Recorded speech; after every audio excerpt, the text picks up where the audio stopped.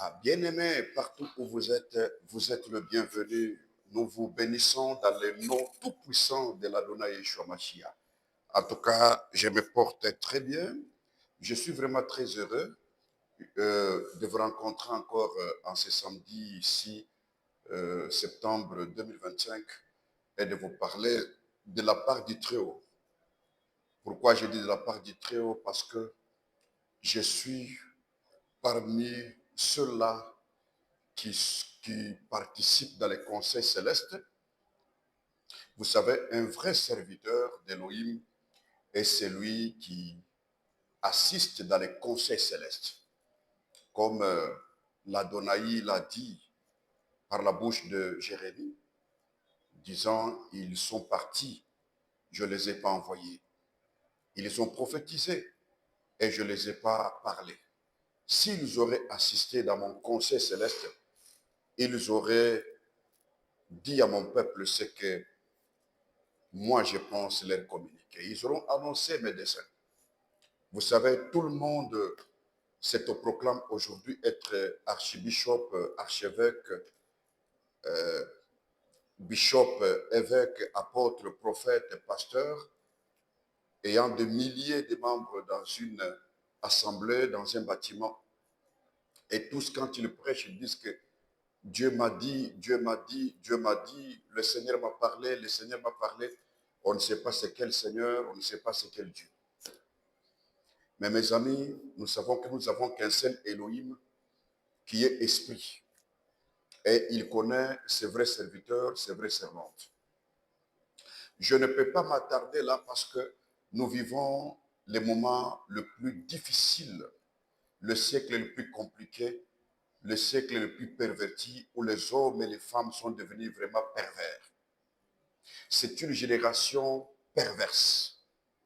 En ce temps ici, nous sommes en train de vivre l'accomplissement de plusieurs prophéties annoncées par le Christ, par les saints apôtres, les saints prophètes. En ce temps ici, nous sommes en train de vivre et de voir sous nos yeux comment est-ce que l'Église, comment est-ce que le serviteur, comment est-ce que le servant, comment est-ce que le chrétien sont en train de plus en plus devenir cruels, scandaleux, et par-ci, par-là. Cela n'est pas étonnant. J'aimerais revenir à quelque chose parce que nous sommes en train de parler sur un sujet très important. Et ce sujet très important m'a été donné par le ciel. Il s'agit du le mystère de l'iniquité agit déjà. Aujourd'hui, c'est la deuxième partie. Nous avons parlé de la première partie. Je préférerais encore qu'on puisse lire les Écritures. Mais avant tout, j'aimerais un peu vous demander quelque chose, chers bien-aimés. Pendant que vous suivez cette vidéo, si vous n'êtes pas encore abonné sur cette chaîne YouTube, cliquez sur s'abonner et abonnez-vous massivement. En tout cas, je vous le demande avec tout amour et toute humilité pour votre bénédiction. De deux, je vous demande de dire à vos voisins, à vos correspondants, aux membres de vos familles, aux membres de votre église de s'abonner sur cette chaîne. Envoyez les liens à eux. Partagez la vidéo. Nous voulons sauver plusieurs personnes. Pourquoi? Parce que le jugement a déjà commencé par la maison d'Élohim Dieu. Nous voulons sauver des milliards d'âmes qui sont perdues et celles qui sont captives sous l'emprise de méchants, de faux, de loups ravisseurs. Partagez cela. Je vous demande encore autre chose. Ce que vous devez faire, mes bien-aimés, c'est chaque fois de liker sur les vidéos, de partager nos vidéos sur tous les réseaux sociaux. Et la troisième chose, nous préparons la deuxième édition de la grande conférence internationale intitulée le K12. Le K12 veut dire le Congo de 12. Le chiffre, la lettre K, c'est la 11e lettre de l'alphabet français, même anglais.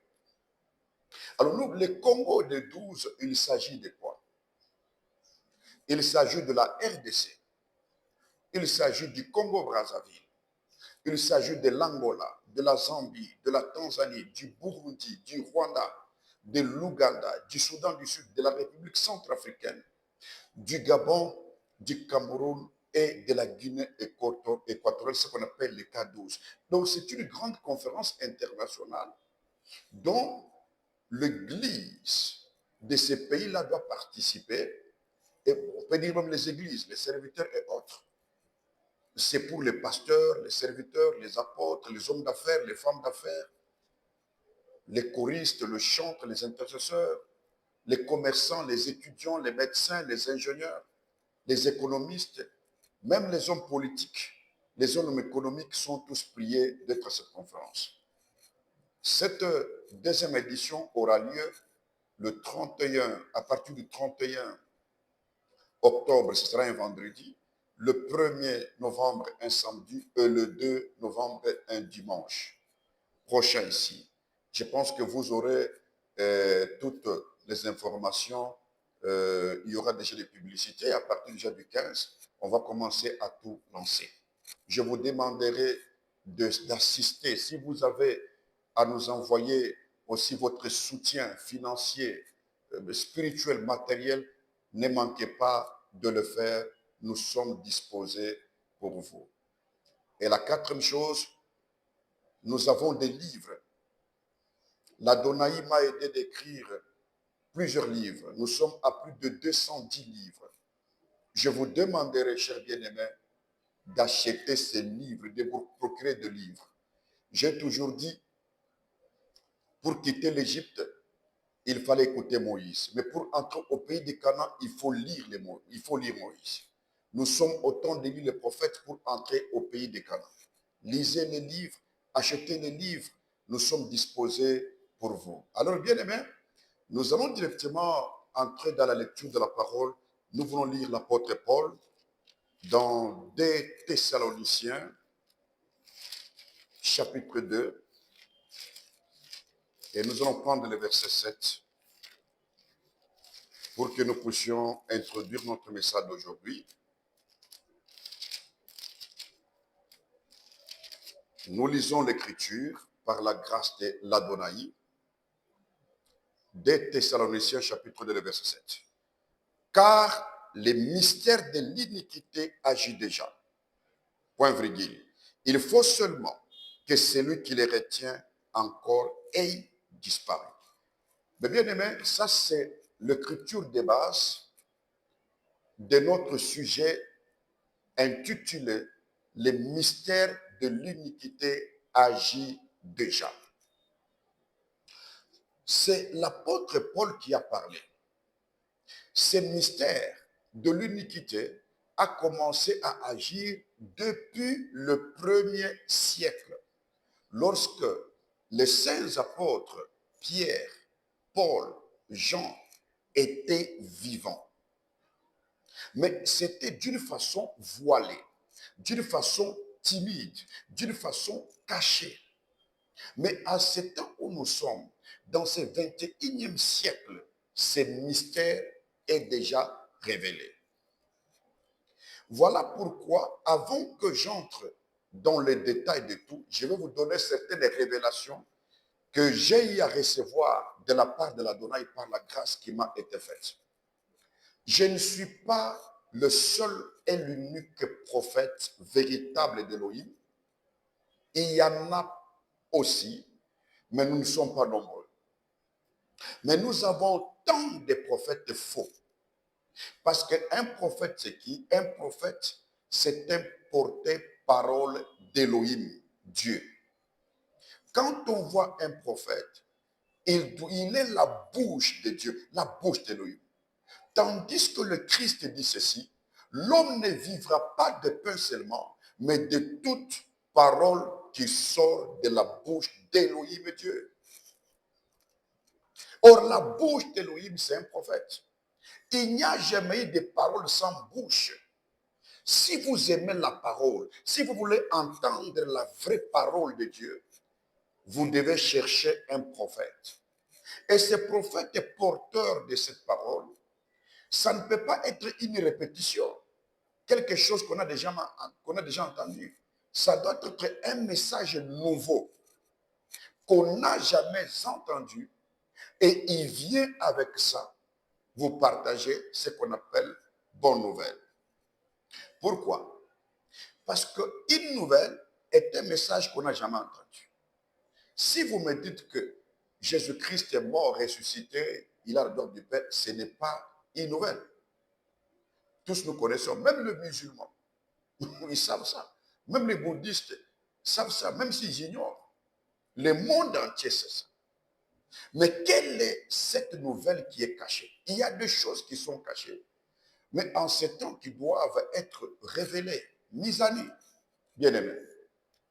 Il est temps de lire les Écritures plus qu'hier. Il est temps de se mettre, de se positionner comme des vrais enfants de Dieu, comme des vrais serviteurs d'Élohim qui aimaient le ciel, qui aimaient d'entrer dans le royaume des cieux afin de prendre position. Mes amis, j'ai déjà parlé de qu'est-ce que c'est le mystère. Je le répète encore. Le mystère, c'est une face cachée ou c'est une vérité que Elohim, Dieu, a cachée dans un temps. Et il va le révéler dans un autre temps. Parce que tout mystère doit être révélé. Et c'est lui qui cache le mystère, c'est Elohim, Dieu lui-même. Et quand nous parlons du mystère de l'uniquité c'est quoi? En un mot, l'uniquité, c'est la déviation totale. Donc, c'est-à-dire, en parlant du mystère de l'uniquité agit, nous voulons parler de la face cachée de la déviation totale au sein de l'Église. C'est ainsi, aujourd'hui, nous avons comme petit sujet l'abomination de la désolation dans le lieu saint. Mes amis, avant que je ne vous parle de ça, parce que ça me fait très mal, ça me fait pleurer, j'ai passé plus de 20 ans, 25 ans en train de prier pour l'Église. Veiller, gêner, prier. Elohim me connaît mon cœur.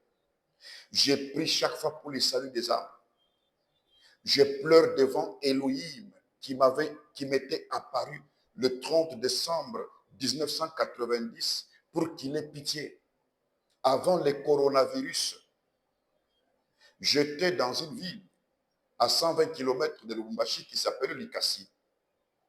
Je suis arrivé là-bas, c'était le 18, c'était un lundi le 18 novembre. J'enseignais les pasteurs comme d'habitude à mon école.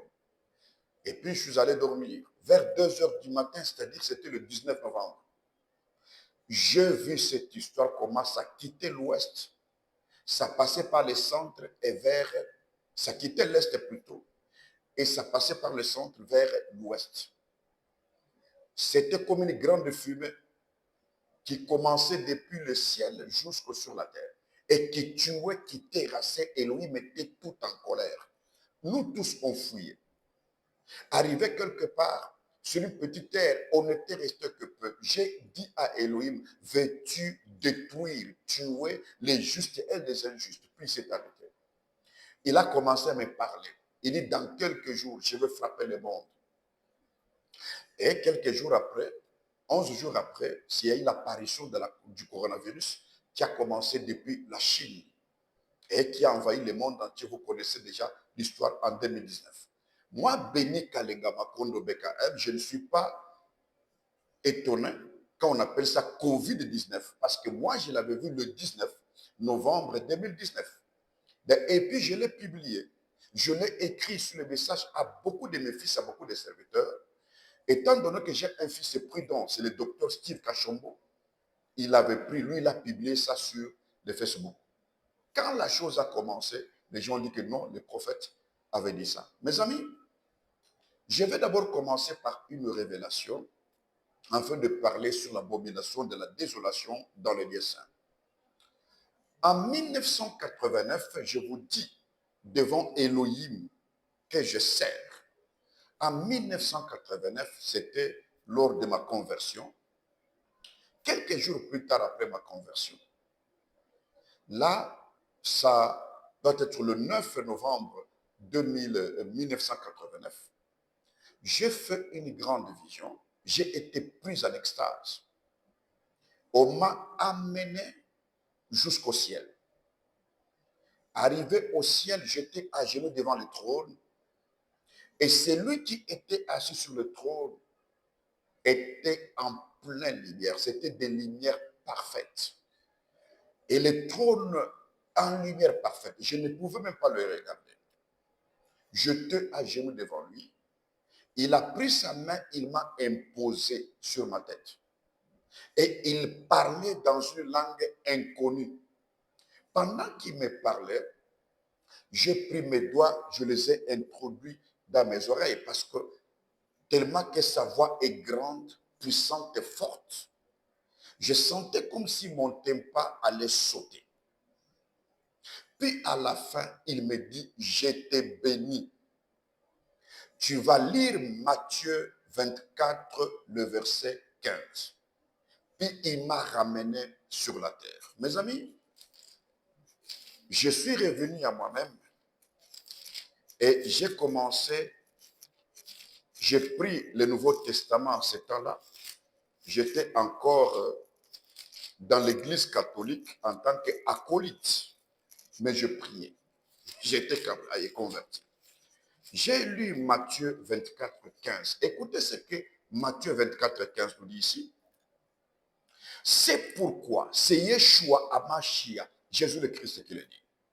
C'est pourquoi, virgule, lorsque vous verrez l'abomination de la désolation, virgule, dont a parlé le prophète Daniel, virgule, établi en lieu saint. Là, il y a virgule. Puis il y a trait d'union. Que celui qui lit fasse attention. Et ça tenu par trait d'union. Quand j'ai lu ça, tellement que je n'avais pas la connaissance, j'ai commencé à trembler. J'ai dit l'abomination de la désolation va me trouver moi. Parce que celui qui lisait, c'est moi. N'est-ce pas ça? Apocalypse 1, le verset 3 dit, heureux celui qui lit et ceux qui entendent les paroles de la prophétie de ce livre. Ce jour-là, j'ai tremblé. Je n'ai pas compris qu'est-ce qu'il voulait me dire. Mes amis, il me parlait de choses que nous sommes en train de vivre aujourd'hui. Cette écriture, j'ai eu à comprendre ça après 20 ans, c'est-à-dire en 2009. En 2009, je me suis introduit dans la prière de 5 semaines. Je priais la nuit de minuit à 4 heures ou à 5 heures du matin et pendant les jours de 9 heures à 14 heures à 15 heures, pendant 5 semaines. L'ange qui m'était apparu le 30 décembre 90 est venu. Il a commencé maintenant à m'expliquer cette écriture. Il m'a parlé ouvertement des choses qui étaient, des choses qui se passent maintenant et des choses qui vont arriver. Laisse-moi vous dire ceci, l'abomination de la désolation est déjà dans les lieux saints. Laisse-moi vous dire ceci. Nous avons 3 lieux saints. Excusez-moi. Le premier lieu saint, c'est d'abord le ciel, là où Elohim demeure. Le deuxième lieu saint, c'est Israël. Et le troisième, c'est l'Église. C'est pourquoi on appelle l'Église l'Assemblée des saints. Pourquoi? Parce que le lieu est saint, c'est quand le saint lui-même descend. Comment est-ce que Pierre peut appeler la Sainte Montagne, là où Christ était, et il y avait l'apparition de Moïse et d'Élie? C'est parce qu'il était là. Il y a l'apparition de ce Dieu qu'on appelle sa Sainte Montagne, parce qu'il était descendu. Mes amis, l'heure est très grave et nous devons faire attention pendant ces temps ici. J'étais là, je tremblais, je me disais l'abomination de la désolation. J'ai eu beaucoup de révélations concernant tous les chefs religieux du monde, en commençant par le pape, les évêques, les cécis. J'expliquerai petit à petit dans tous ces messages. Je ne suis pas pressé. je vais toujours lentement pour vous donner ce que j'ai reçu d'Élohim. Alors, quand tu m'as parlé ainsi, je me suis dit, en tout cas, c'est grave. Pourquoi tu me parles? Il dit, tu verras ce que je vais te montrer. Ça va s'accomplir dans ton temps. Mais c'est toi qui y fais attention. Parce que quand Daniel lit l'écriture et donne l'explication de l'écriture, plusieurs personnes lisent, mais ne comprennent pas. Mais qu'est-ce qu'on appelle une abomination? Qu'est-ce qu'on appelle une désolation? Une abomination, c'est tout ce qui touche à la sainteté d'Élohim dans les contraires. Et Élohim n'exauce jamais les abominables. Tout ce qui est profane n'est pas saint. C'est-à-dire, il y a la profanation, il y a l'abomination dans l'Église qui met la désolation. Nous vivons une période, un temps de la désolation. Cela a commencé depuis le 1er siècle, lorsque les saints apôtres étaient là, lors de l'Église primitive. Mais en ce temps ici, en ce 21e siècle, c'est trop. Nous allons parler de la prophétie. Nous allons révéler la prophétie. Une chose est vraie. Je me rappelle bien selon l'histoire, consultez l'histoire. L'Allemagne était divisée en deux.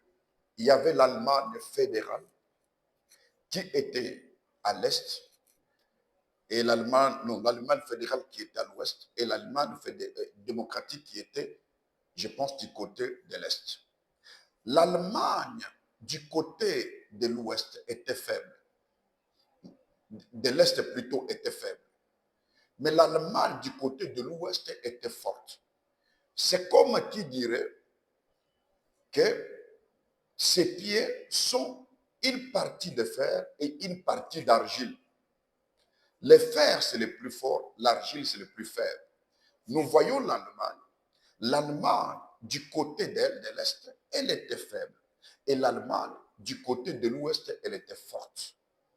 La division de l'Allemagne après la Deuxième Guerre mondiale, de 40-45, a fait que l'Europe était divisée. Or, dans la prophétie, le 4e empire mondial qui doit tout terrasser et d'où sortira l'Antéchrist, c'est l'Empire romain. Et quand nous parlons de l'Empire romain, nous voyons les Européens. Parce que les Romains parlent le latin. Le français vient du latin. L'anglais vient du latin. L'espagnol vient du latin. Et le portugais vient du latin. C'est-à-dire, c'est toujours l'Empire romain qui a pris une autre appellation. Maintenant, la division de l'Allemagne, c'était la division de l'Europe. Il fallait que l'Allemagne soit réunifiée pour que l'Europe soit unifiée. Est-ce que vous m'entendez bien? Pour que l'apparition de cette bête continue. C'est pourquoi l'Apocalypse 13, on dit, j'ai vu une bête qui sortait de la mer, qui parlait, qui était comme un léopard, qui avait la gueule comme du lion et aussi les pattes comme de l'ours, mais qui parlait. Le dragon lui a donné le pouvoir. Cette bête, l'une de ses têtes était comme mortelle. Et puis, cette tête aussi, l'une de ses corps était mortelle plutôt, et de ses têtes était mortelle plutôt. Et elle a été guérie. Et cela a admiré toute la terre.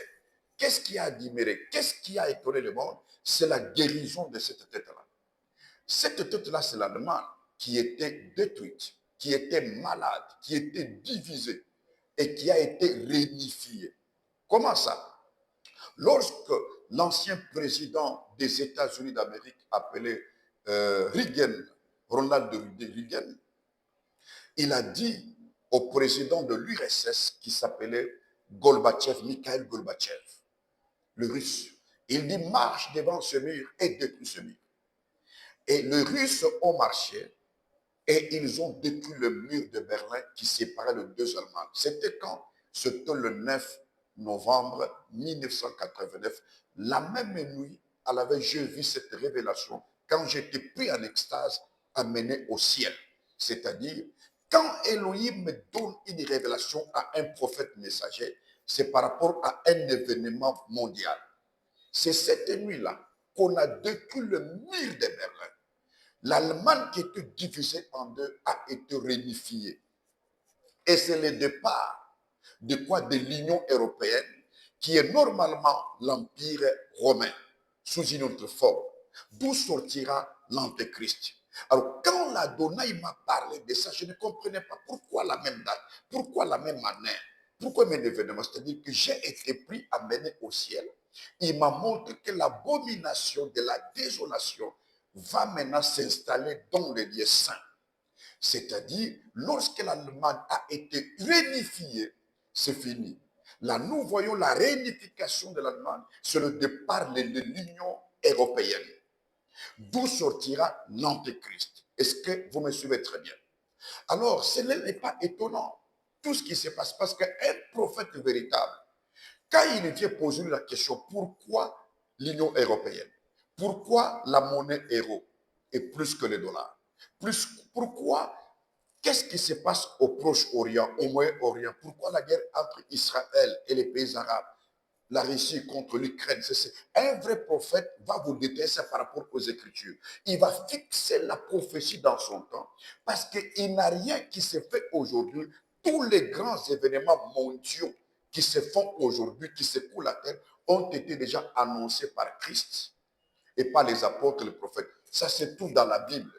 La Bible, il ne faut pas seulement la regarder comme un livre où on peut seulement trouver le salut. Pas seulement ça. Mais la Bible, d'abord, c'est un livre prophétique. Il faut d'abord avoir une vision prophétique par rapport à la Bible. Regardez dans ce spirituel et prophétique, vous allez comprendre les événements. Les saluts ne suffit pas seulement parce que le salut total, c'est l'enlèvement. Mais on doit être enlevé, c'est quand on comprend la prophétie. Nous sommes au temps d'enchérir la prophétie, mes bien-aimés. Nous sommes au temps d'enchérir la prophétie pendant ces temps pour que nous puissions comprendre le temps. Parce que si nous ne comprenons pas le temps, nous sommes perdus. Lisez la Bible, ayez l'esprit de la prophétie. Parce que tous ceux-là qui ont écrit les livres ici, c'est avec l'esprit de la prophétie. Vous pouvez connaître les Écritures, la Bible, mais vous n'avez pas l'esprit de la prophétie derrière l'Écriture. Vous commettez des erreurs de traduction. C'est pourquoi nous voyons aujourd'hui des gens qui font des déclarations. Vous serez la tête et non la queue. Vous serez l'esprit et non le. Mais Elohim a parlé à qui? Dieu a parlé à qui? Est-ce que c'est à nous ou c'est à Israël? Donc il y a des choses qu'on ramasse par des évangéliques, les pentecôtistes et autres, les charismatiques. Ils prennent ces mains inversées dans les livres prophétiques ou historiques, je ne sais pas, et ils vont fixer par les six. Ils font des théâtres là, pentecôtistes, et ils font je ne sais pas, ils font des spectacles, tandis que l'écriture parle autre chose. Quelqu'un peut prendre Ézéchiel 37 pour pas des ossements desséchés, il parle n'importe où, il commet une erreur prophétique, sachant que Ézéchiel 37, ça parle de la restauration, du rétablissement du peuple d'Israël.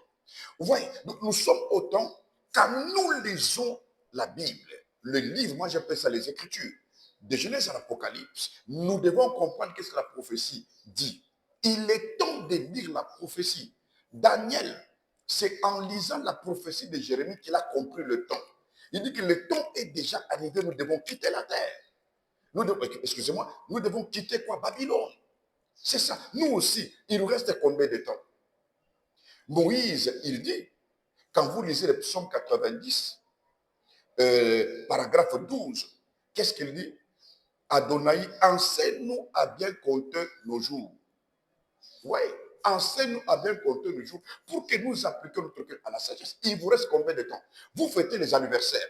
Oh, maintenant j'ai 55 ans. Mais si vous êtes appelé à 1060, il vous reste 5 ans. Donc vos âges sont diminués. Vous fêtez pendant que vos âges se diminuent. Vous fêtez mal les anniversaires.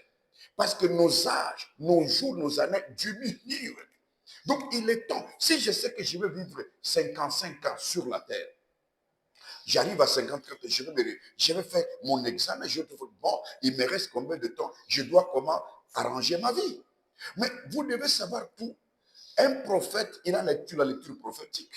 Parce que le message prophétique, c'est quoi? C'est un style de l'évangile qui consiste à consulter l'horaire divin, à consulter l'agenda d'Élohim et aussi à consulter ce que j'appelle le calendrier prophétique.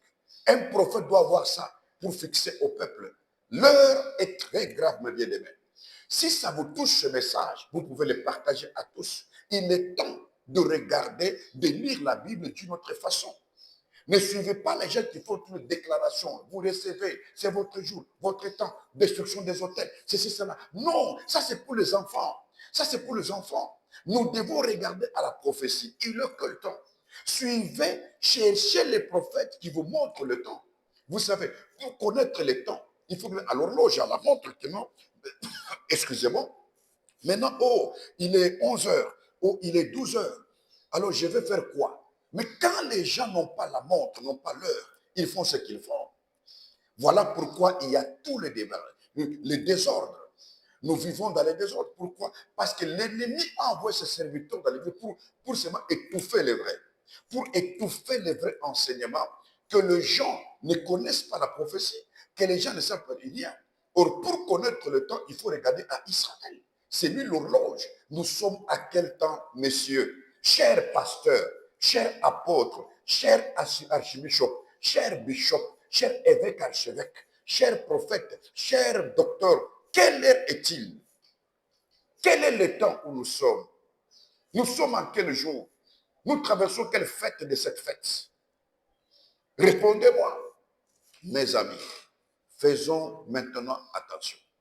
Quand j'ai vu la chose s'accomplir le même jour et que le mur de Bel était tombé, et 20 ans après, l'ange a commencé à m'expliquer les choses qui étaient, les choses qui se passent actuellement et ceux qui vont arriver. J'ai dit que je suis l'homme le plus heureux de cette planète de ce 21e siècle. Et je suis fier de moi-même. Je me glorifie en ça d'être l'homme le plus heureux de ce 21e siècle parce que Yeshua Amashia a dit à Pierre, tu es heureux, Simon, fils de Jonas, car ce ne sont pas la chair et le sang qui t'ont révélé, mais c'est mon Père. Mes amis, l'abomination de la désolation s'est déjà installée dans le lieu saint. Écoutez une deuxième révélation. En 2008, j'étais en voyage à Kinshasa. J'étais avec mon épouse ensemble. On a loué un appartement. Je me suis mis en prière, prière. Un jour, j'ai vu dans une vision, un ange est venu. Lorsque cet ange est venu, c'est le même ange qui m'était apparu le 30 décembre 90. Il dit, tu pries beaucoup pour l'église, tu pries beaucoup pour les chrétiens, mais je vais te montrer ce que sont les églises. Il m'a pris. Il m'a amené dans une première assemblée. Une très grande assemblée avec beaucoup de gens. Quand nous sommes entrés dedans, c'était pendant le temps de louange. De regarder devant, qui entonnait la louange, c'est un musicien profane qui s'appelle Ferregola. Avec ses cheveux, les tresses comme des femmes. Il entonne, les gens dansent, les gens louent. Après quoi, la prostitution a commencé en plein culte. L'impudicité, prostitution. L'ange me dit, je ne suis pas dans ces chansons, je ne suis pas dans ces histoires. C'est l'abomination. Regardez comment les gens ont pris la musique du monde et même disent que musique est ou takanalola ou les chansons viennent du ciel, la danse vient du ciel. Comment ça? Est-ce que les anges dansent comme ça? Cette musique vient du ciel. Ils ont pris les choses du monde, les rythmes du monde, les coins du monde, ils ont amené ça dans l'église. Et regardez ces musiciens chrétiens, comment ils se comportent, par leur parure, leur comportement, leur vie. C'est l'abomination. D'une eau amère, il ne sortira jamais de l'eau pure.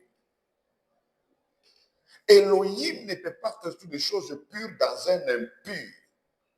C'est comme ça qu'il y a de la magie, de l'impudicité, de la profanation, de ceci dans le louange. Regardez le chant de votre église. C'est là qu'il y a l'impudicité, c'est là qu'il y a l'adultère, c'est là qu'il y a beaucoup de choses. Regardez les musiciens chrétiens, que ce soit les femmes et les hommes de notre pays, de l'Afrique et du monde. Regardez leur vie. Divorce, adultère, c'est stap, n'importe quoi qui se font. Regardez-les. C'est pourquoi j'ai eu à comprendre que les vraies chansons qu'ils font chanter, ce sont les Nimboza Okovu, Nimboza Mungu, comme on dit ça. Le cantique là, c'est pas comme les chants de victoire, de ceci, des protestants et autres, qui ont été inspirés. Parce que les musiciens d'aujourd'hui, ils ne chantent que pour de l'argent. Ils s'appellent même des stars. Pour l'inviter, il faut beaucoup d'argent. Je me rappelle dans une convention, on nous invite, nous les orateurs, puis on a invité un des musiciens de Kinshasa qui est venu, mais cela, on lui a donné beaucoup d'argent. Il a exigé qu'on puisse les loger à l'hôtel de, je ne sais pas, 4 étoiles, voire-t-il à disposition un cachet. Pendant que nous qui donnons la vie avec la parole, on n'a même pas obligé ça. Voilà comment l'Église est devenue. Faites attention, mes bien-aimés.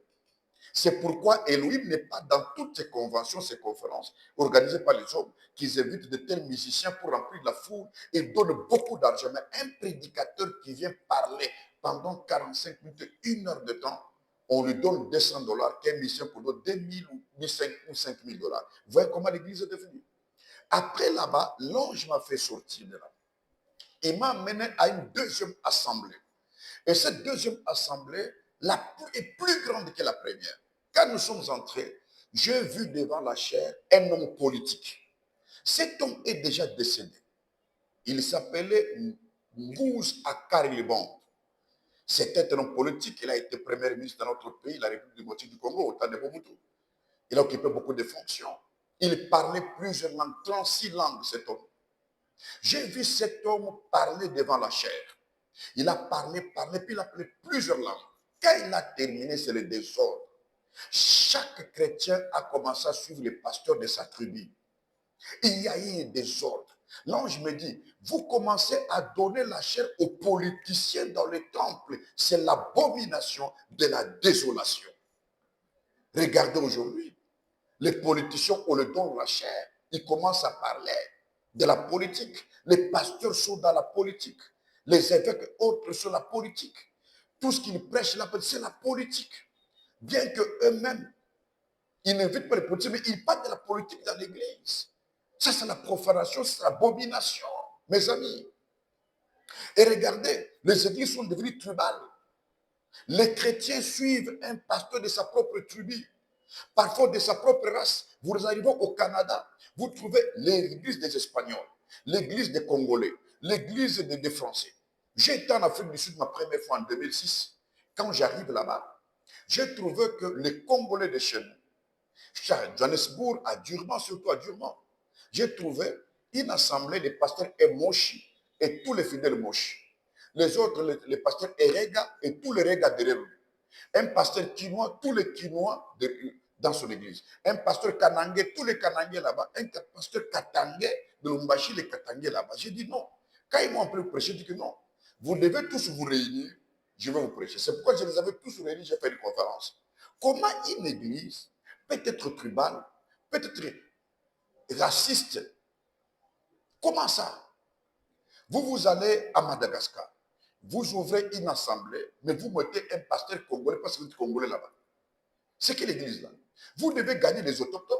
C'est parce que vous ne comprenez pas ce que c'est la Pentecôte. La Pentecôte, c'est le rassemblement de toutes les tribus, de toutes les langues, de toutes les races et de toutes les nations à Yeshua Mashiach. Parce que le jour de la Pentecôte, il y avait plus de 15 tribus et de langues différentes. Le même Elohim qui avait dispersé les hommes à la tour de Babel, qui parlent un même mot, même langue, même accent, qui ont commencé à parler plusieurs langues. Le jour de la Pentecôte, il les a réunis. Toutes les tribus là. C'est ça la Pentecôte. Vous ne pouvez pas être un pasteur. Vous venez du Kassai. Vous arrivez à Lubumbashi, vous ouvrez l'église, vous parlez qu'à Chiluba, et il n'y a que les Balobakassa dans votre assemblée. Ce n'est pas une église, c'est l'abomination. Vous ne pouvez pas être un pasteur round et que dans votre assemblée qui est des round, vous ne pouvez pas être un pasteur de 30e communauté. Il n'y a que les Balobaka. Non, ça, ce n'est pas ça. Quand vous habitez une ville comme Lubumbashi, une ville comme Kinshasa, ce sont des villes qui réunissent les gens de différentes tribus, de différentes langues. Même si vous êtes à Paris, vous êtes en Afrique du Sud, à Johannesburg, à Cape Town, ou vous êtes au Canada, ou aux États-Unis, il faut que les gens qui entrent là soient de multiraces, multitribus, multilangues. C'est ça l'église. Mais quand dans l'église, quelqu'un commence à dire pasteur est de quelle tribu, notre prophète est de quelle tribu, je sais c'est votre tribu, le tribalisme entre. Et c'est un problème. Mais en sortant de la porte, vous allez entendre un frère ou une soeur qui dit, il commence à parler leur langue là à la fin. Il faut interdire ça. Voilà comment les églises sont devenues. C'est l'abomination de la désolation. L'ange m'a fait sortir là. Il m'a mené à une troisième assemblée, plus grande que la deuxième et la première. Dans cette grande assemblée, nous sommes juste à la porte d'entrée, où la vie des femmes qui faisaient les commerces, qui avaient des biens pour faire les commerces, des choses pour donner à crédit. Il me dit à la porte, tu vois comment les commerces est entré. Les gens viennent dans les assemblées, dans les églises, pour faire les commerces. Et on entre dedans, on a trouvé plusieurs orateurs. L'autre parle, il fait l'appel de fonds. L'autre parle, il fait l'appel de fonds. L'autre parle. Tous les orateurs. Il n'est que les problèmes d'argent. Vous savez, quand dans une église, dans une réunion, dans une assemblée, dans une conférence, dans une convention marathon, on ne parle que l'argent, l'argent, l'argent. Sachez qu'il n'y a pas Elohim. Là-bas, c'est Maman qui est là. Et ce pasteur-là est serviteur de Maman. Il est serviteur de Maman. Nous en avons beaucoup qui servent Maman. Faites attention, on ne pas que argent, argent. Les gens arrivent à faire même, qu'est-ce que j'appelle, ils arrivent à faire même,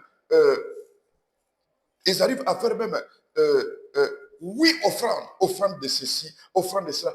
Un pasteur se met debout et dit que donnez l'offrande parce que je me suis bien habillé. Comme je suis bien habillé là, l'offrande parce que les paresseux sont bien habillés. L'offrande parce que le pasteur s'est marié. L'offrande de ceci. Tous offrande, offrande, offrande. Nous avons des dîmes au vor, des offrandes au vor. Aujourd'hui, qu'il ne faut que manger les dîmes, manger les offrandes. Ces pasteurs-là, ils n'hériteront pas les royaumes de Dieu. L'église aujourd'hui, Dieu Elohim l'a mis dehors, on a pris Maman, on l'a placé.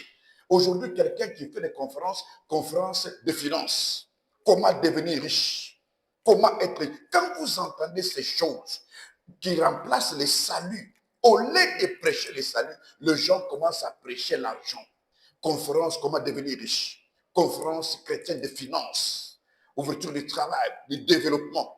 Vous êtes malade. Est-ce que Christ a fait ça? Pierre et Paul, Jean ont fait ça. Ça montre que nous sommes pendant le temps de cupidité. Les gens sont devenus cupides. Ils aiment l'argent que Dieu. Il n'est pas que le problème d'argent. Argent et femme et tout, l'impudicité, c'est tout. Et ne parle pas du problème du salut. Si vous entrez dans une assemblée, on ne parle que argent, argent, argent, donner, donner. Quittez là-bas. C'est l'abomination de la désolation. Cet homme n'est pas serviteur d'Elohim. Cet homme, il vous perd. Il vous amène en enfer. Donc, il sert Maman. Voilà, ils se sont mis dans la magie, l'occultisme, pour se bâtir de grands bâtiments, pour enfin vous de vous envoûter. Quand vous voyez beau bâtiment, vous entrez là-bas, toujours l'argent, l'argent, les finances, on ne prêche que le travail, vous aurez du travail, vous serez tous des riches, vous serez des millionnaires, des milliardaires, vous allez marcher en jet privé. Comme nous avons maintenant plusieurs pasteurs millionnaires, marchant, voyageant en jet privé, ils roulent carrosse et tout ça, et quoi que c'est la bénédiction. Non, le succès du ministère, ce n'est pas d'avoir des bâtiments construits, ce n'est pas voyager en jet privé, avoir des véhicules de luxe, ce n'est pas ça le succès du ministère.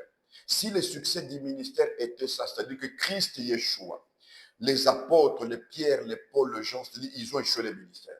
Le succès du ministère, c'est quoi? C'est accomplir la mission à laquelle on a été appelé. Bien aimé, quand il m'a fait sortir de là, il y a beaucoup de choses qu'on dira. Il m'amène dans la dernière et quatrième assemblée qui était plus grande que la première, que la deuxième, que la troisième. Là, mes amis, c'est l'abomination de la désolation. En arrivant là-bas, on trouve des hommes à la chair en train de parler. Un est passé, il a commencé à parler. Quand il dit Jésus Yeshua a dit, les gens disent un peu froidement là, Amen. Mais quand il a dit, William Maron Branham a dit, c'est tout le monde qui se met debout, prennent des chaises, commence à sauter. Et là-bas, il y avait nos frères Kimbanguste. Comme on n'a pas cité Kimbangu, il y a eu désordre et désolation. À la place de prêcher le Christ, on commence à élever les hommes. William Maron Branham était serviteur. Il a fait son temps et il attend son salut. Mais ce n'est pas l'effet de les mettre et de les placer à nom devant l'Adonai.